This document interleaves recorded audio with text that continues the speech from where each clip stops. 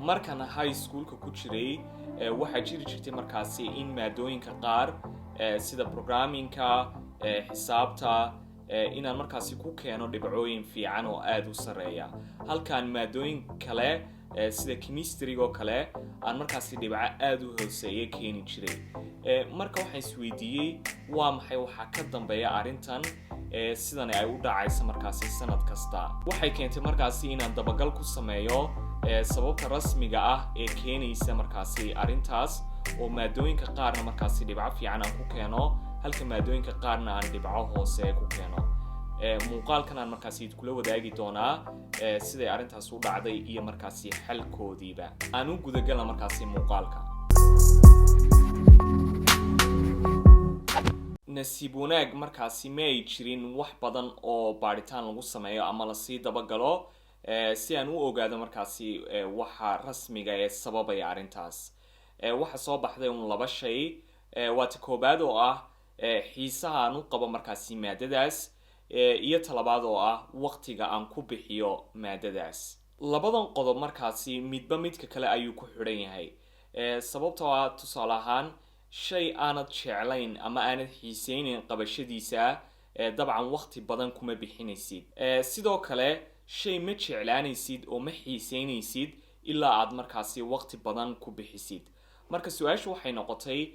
sidee baan labadan shay u samayn karaa sidee baan maadada u jeclaan karaa si aan markaasi u awoodo inaan waqti badan ku bixiyo inta aanan markaasi u gelin sidaan sameeyey xalku sida uu noqday waxaan isku dayay markaasi inaan ogaado tusaale ahaan markaan maadada akhrisanayo environmentka aan ku akhristo ama meesha aan joogo waqtiga aan akhrisanayo markaasi maadadaas waxaan arkay markaasi markasta oo aan maadadaasi aan ku xumahay ama dhibcaheedu hooseeyo aan akhrisanayo inaanan markaasi keer badan siin oo laga yaabo inaanan inta ugu badan akhrisan wixii layga doonayay tusaalehaan waxaa laga yaaba marka imtixaanada la gelayo ama markaasi marka assignments la diro inaan anigoo tusaalehaan sariirta dul jooga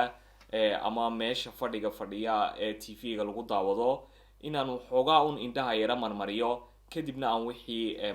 iska tuuro oo aanan kuba sii mashquulin si aan u bedelo markaasi caadadaas waxaan sameeyey markaasi inaan bedelo meeshii aan wax ku akhrisanayay waxaan sameeyey markaasi meel u gooni ah badanka aanay wax iga soo dhex gelgelayn oo aan distractions fara badan lahayn sidoo kale mobilkana inaan iska fogeeyo oo wax kastoo focuskayga markaasi jeedin kara inaan markaasi meesha ka qaado waxaa imanaysa markaa sideebaad markaasi waxaan u samayn kartaa waqti dheer oo tusaale ahaan wax aanad xiiseyneyn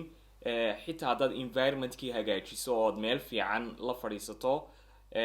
wixii haddaanad xiiseyneyn ma imanaysa markaasi inaad waqti badan ku bixisid waxyaabaha keenaya inaanan waxaasi xiiseyn waxay ahayd inaanan tusaale ahaan si fiican u dhageysan lectureka oo kale ama macalinku markuu wixii dhigayo sababtaa waxa maskaxdaydii aan ku rakibay oo ka buuxsantay maadadan inaanan xiiseyneyn deetana si automatiga ay markaasi u gashay kadib waxaan isku dayay markaasi inaan dhageysto tusaale ahaan oon fahmo xitaa haddii aanan fahmayn qaybo ka mid ah inaan markaasi isku dayo inaan fahmo waxa uu sheegaya markaasi macalinku ta kale imanaysa waxay tahay inaan markaasi bedelay qaabkii aan noteska u qaadan jiray oo markii hore buug baan ku qori jiray kadibna waxaa laga yaabaa inaanan farta si fiican u qorxin aanan markaasi isticmaalin kalaro indhaha soo jiidanaya sababtaa markay fartaadi qurux badnaato oo kalaro fiican aad u isticmaasho hadhow tolo waad ku raaxaysanaysaa markaad akhrinaysid notekii aad tusaale ahaan lectureka kasoo qoratay kadib waxaan bilaabay markaasi inaan si fiican u qoro far fiican iyo kalaro fiican anigoo markaasi adeegsanaya iPad-kayga waxaa kaloo aan sameeyey markaasi Notion application la yidhaahdo Notion oo markaasi loogu talagalay tusaale ahaan task management timetable-ka inaad ku qoratid reminders inaad ku samaysatid waxaan u sameeyey markaasi page gooni ah oo aan markaasi ku urursado waxyaabaha muhiimka ah ee maadadaas iyo tusaale ahaan deadlineska assignments ku leeyihiin si markaasi aan mar walba computerkayga dul tago aan si yaroo fudud ula socon karayo maadadaasi meesha ay marayso, waxyaabaha muxuu ahaa layga rabo, iyo markaasi waxoogaa overview oo ku saabsan maadadaas. taasi waxay keentay markaasi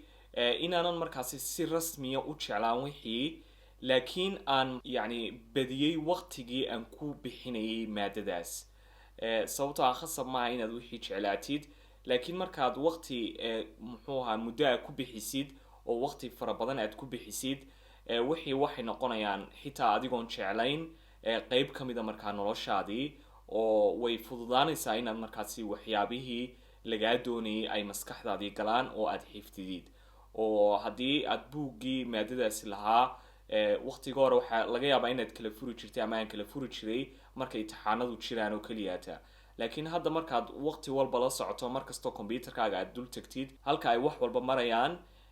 dabcan way ka duwanaanaysaa sidii hore, oo marba marka ka dambaysa waxaa imanaysa markaasi inaad wax badan ka baratid maadada. markastoo aad dareentid inaad wixii muxuu ahaa wax badan ka garanaysidna, xitaa adigoon jeclayn ay markaasi motivation iyo automatic isku kaa jeclaysiinayaan wixii, oo markaad imtixaankii tusaalaan dhibco yar oo fiican ka keentid, markiiba waxay noqonaysaa motivation gelaya maskaxdaadii, wow wixii aad sameynaysay intaasoo dhan yacni faa'iidaad ka haysaa, yacni wixiibaa khasab isku kaa jeclaysiinaya markaas. marka taasi waxay ahayd istaraatiijiyadan u isticmaalay si aan markaasi isku jeclaysiiyo maado aanan markaasi hore u jeclayn oo aan muxuu ahaa interest garayn jirin, dhibco aad u xunna aan ka haysan jiray. ugu dambeyntiina waxay isku bedelaysaa markaa wixii haddii aad dhibco fiican ka keentid inuu markaa wixii aad jeclaatid oo naftaadii ay ka dhaadhacdo waxaan inaad garanaysid. waxaa rajaynayaa markaasi in muxuu ahaa istaraatiijiyadaasi aad ka faa'iidaysateen oo idin caawisay. tan iyo intaan muuqaalka dambe ku kulmi doono, waxaan kaga tegayaa nabaday.